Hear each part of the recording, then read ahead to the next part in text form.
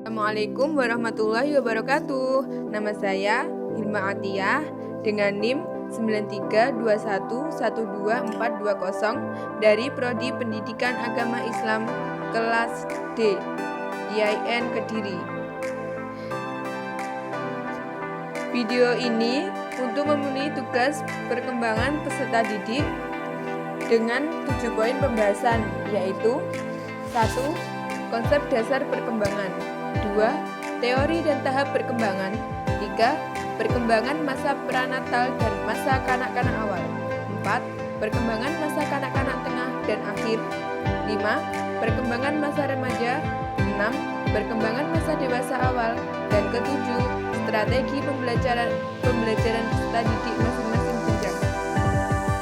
Pembahasan pertama yaitu konsep dasar perkembangan. Adapun pengertiannya yaitu perkembangan merupakan pola perubahan yang dimulai dari masa pembuahan dan berlangsung seumur hidup, seperti perkembangan kognitif, emosi, psikososial, moral, dan lain-lain yang bersifat kualitatif. Perkembangan juga bersifat progresif dan berkesinambungan. Adapun faktor-faktor perkembangan ada 3, yaitu faktor internal, faktor eksternal, dan faktor umum. Pembahasan yang kedua yaitu teori dan tahap perkembangan. Teori-teori perkembangan antara lain: 1. Teori psikoanalitik atau Freud. Yang kedua, teori etologi atau Konrad Lorenz. Yang ketiga, teori ekologi atau Bronfenbrenner. Adapun tahap-tahap perkembangan antara lain: 1. Perkembangan kognitif. 2. Perkembangan perilaku. 3. Perkembangan psikososial. Dan yang keempat, perkembangan moral.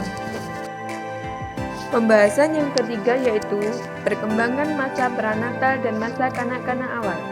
Masa kanak-kanak awal dimulai sejak pembuahan hingga kelahiran, masa kelahiran hingga masa-masa anak belajar berjalan, masa toddler hingga remaja. Perkembangan otak menghasilkan neuron sekitar 28 miliar pada usia 7 tahun yang memungkinkan individu untuk berpikir rasional. Perkembangan fisik dan kognitif masa kanak-kanak awal terjadi perubahan fisik, perubahan kognitif, perkembangan bahasa, dan pendidikan masa kanak-kanak awal. Peran keluarga pada masa ini yaitu terkait dengan pola asuh yang diterapkan orang tua.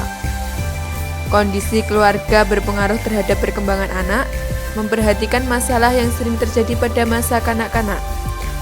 Adapun peran teman sebaya, bermain, dan televisi yaitu sumber informasi dan pembanding dunia luar dengan keluarga. Keduanya harus berhubungan dengan baik dan berjalan selaras. Bermain merupakan kebebasan anak dalam mengeksplorasi perkembangan kognitif, sosial, emosi, bahasa, dan moral. Televisi memiliki pengaruh positif dan negatif. Adapun pembahasan yang keempat yaitu perkembangan masa kanak-kanak tengah dan akhir. Perkembangan moral pada masa kanak-kanak tengah dan akhir yaitu anak di bawah 10 tahun memiliki moral heteronom dan pada usia 10 tahun memiliki moral otonom. Pembahasan yang kelima yaitu perkembangan masa remaja. Awal masa remaja ditandai dengan pubertas. Pubertas adalah peralihan masa kanak-kanak ke remaja. Ciri-ciri masa pubertas yaitu dimulai sejak umur 10 tahun, dipicu oleh hormon gonadotropin, perubahan fisik, dan dipengaruhi oleh faktor genetik dan pola hidup. Adapun masalah remaja yaitu yang ke-1 kenakalan remaja, yang kedua masalah psikologis, yang ketiga penyesuaian diri, yang keempat sekolah, dan yang kelima sosial atau persahabatan atau hubungan asmara. Pembahasan yang keenam yaitu perkembangan masa dewasa awal. Di masa dewasa awal ini dimulai dari usia 18 sampai 20 tahun. Masa ini adalah masa transisi dari remaja ke dewasa. Tanda-tanda masa dewasa awal yaitu 1.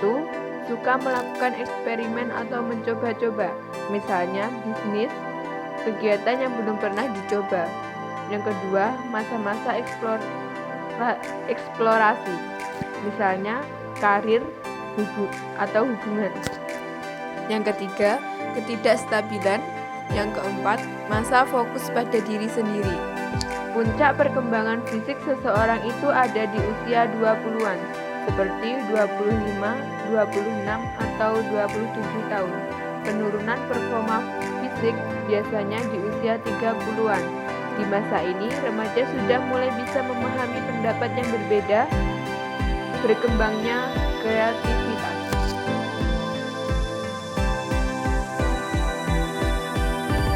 Dan pembahasan yang ketujuh yaitu strategi pembelajaran peserta didik di masing-masing jenjang. Masa kanak-kanak awal 2-6 tahun. Strategi pembelajaran yaitu 1.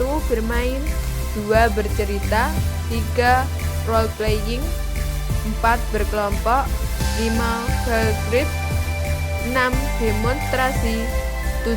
Tanya jawab sederhana atau BCCT. Masa kanak-kanak akhir 6-12 tahun. Strategi pembelajarannya tanya jawab, diskusi, kerja kelompok, demonstrasi, eksperimen, role playing, sosiodrama, mobile teaching, permainan menggunakan teknologi. Masa remaja 10-18 tahun. Strategi pembelajaran, diskusi partisipatif, tanya jawab, problem solving, presentasi, kerja kelompok, eksperimen, demonstrasi, mini riset.